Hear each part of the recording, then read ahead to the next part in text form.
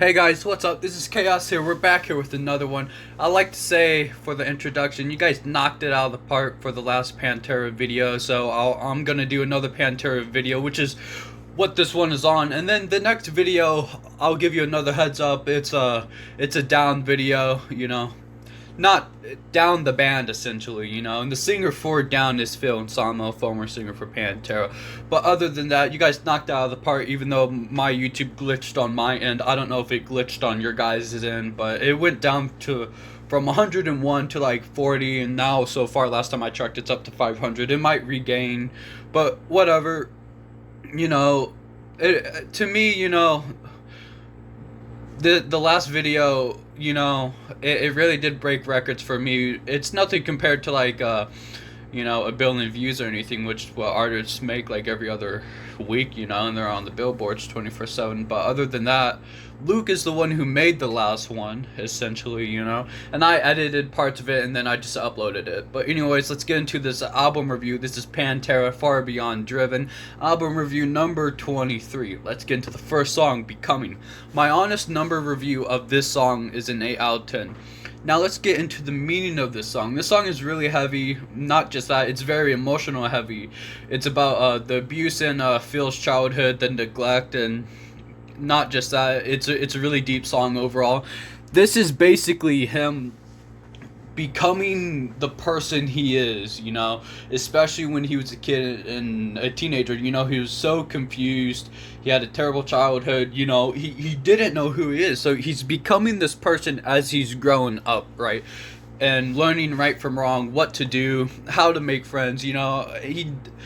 So far it sounds like he never really had a father figure, and he didn't really know how to act, which this is probably why he seems like a tough guy at times. It's probably hardening him up. Not just that he's from Texas, but that's probably why.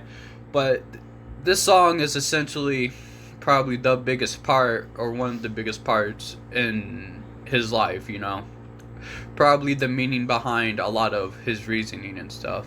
Other than that, this song hit 118 on the Hot 100 charts, and it also reached number 12 on the Hot Mainstream Rock charts.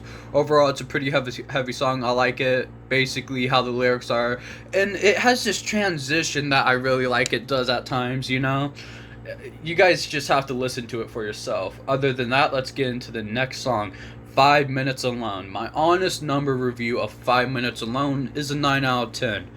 But let's get into the meaning. Essentially, this is about when Pantera was playing a show, right?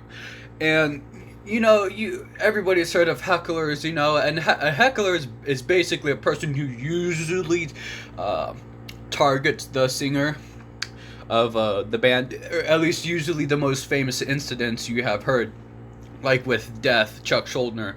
One time there's a live show, and they were about to play Open Casket, which the song's dedicated to his brother. That's what it's about. And this dude really pissed him off, and he said, you know what, fuck you, this next song is dedicated to you. And it's called Open Casket, But there's a lot of hecklers out there, and you've probably heard a lot of stories, at least, of your favorite bands, at least in the metal community, But back to the actual backstory of this. So there was a heckler, right? And Phil got tired of it and asked the crowd to jump him. Then the dude's dad calls Phil's, Pantera's management, and his exact quote was, "You just give me 5 minutes alone with that Phil Anselmo guy, and I'll show him who's Big Daddy around here." And Phil's response was, "You just give me 5 alone with that cat's dad, and I'll whoop his ass." Essentially, the dude had it coming. His dad didn't really need to get involved with it at all. He was an asshole overall. He was probably drunk or something and came home telling his dad or whatever. That's, if you want to be logical, that's probably what actually happened. But other than that, that's my honest review of this song. A 9 out of 10. That's my number review. Those are my thoughts of 5 Minutes Alone. And then we go into I'm Broken. Now, my honest number review of I'm Broken is a 10 out of 10. Even though I don't think this one has much of a meaning, but Phil Anselmo, he did say the meaning of the song was literally the first time he really felt back pain, right? And even though it sounds really heavy, I guess it was about the moment when you have that one first time back pain and you're screaming out for help and you feel like no help's gonna come. So I guess it's kind of heavy. But to me, not necessarily. But honestly, my honest number review of it is a 10 out of 10. You know, it sounds really good, honestly. You know, but other than that, let's go into this next song, Slaughtered. So my honest number review of Slaughtered is an 8 out of 10. This song is necessarily about the lies that most religions tell, and the thing for me is that I believe in God, but I don't see my God necessarily as a religion. I feel like a lot more people need to start standing up and talking about the bullshit that religion indoctrinates people. You know, my own personal thoughts of it is that it's a money scam, and not just a money scam. The people who are in the religion, and well, not just that, it's a business. It's like you could call it a religion business, you know, and it's all based off of money, you know. That's literally mostly what religion is, and has been for the last thousands of years, really, you know. Just look at the Pope, you know. People praise him like he's some kind of god, you know, and he gets money. The Catholic Church does, Christianity does, you know, Scientology gets funding, you know. I'm trying to think of this other one. I can't remember the name, but whatever. Other than that, that's my honest thoughts of Slaughtered. You know, I also heard that there's a different meaning, but this is the one I basically chose to go with. Other than that, that's my honest review of Slaughtered. My number review of Slaughtered is an 8 out of 10. Now let's get into one more song, the last song that I'm going to review. Planet Caravan, whatever. Anyways, there's not much of a meaning for this song. It's a cover that they did, and the original song is by Black Sabbath. Honestly, it's a pretty good song, you know, and it's a pretty cool cover, actually. There isn't a whole lot to talk about it, just that it's a really cool cover, you know. 8 out of 10 for me, essentially. But other than that, there isn't too much to it. Now let's get into a little bit of the extra information. My honest opinion and thoughts about this album is pretty positive. Let's start with the number review overall for the whole album. It's a 9 out of 10 for me. You know, it's heavy thrash. With that being said, this album came out in 1994 and has 12 songs on it. The length of this album is 56 minutes long and then some seconds, but that doesn't even really matter. All that does is really the minutes. This album sold the fastest in any album that Pantera released, essentially, you know.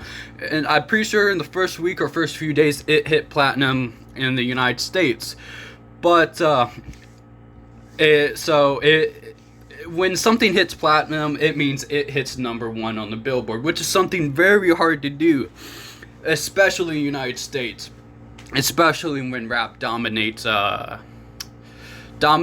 charts, essentially, you know, or pop. You're going to see Katy Perry in the top 5 every single week, you know, but you're not going to necessarily see a metal band in the top 5 every single week. That's the difference. So when something like this happens, it's really big, essentially, you know. It means it had a lot of talent. But other than that, after the week, Katy Perry or Dr. Dre or whoever's big, Lil Pump, whoever's big at the time is going to go back up, essentially. But it was certified by the RIA as platinum. And not just that, it hit platinum in Canada and gold in the United Kingdom, as the UK, as everybody knows. Now, on vocals, we have Phil Insama, which everybody knows, and most people know Dimebag Darrell also, and he's on guitars.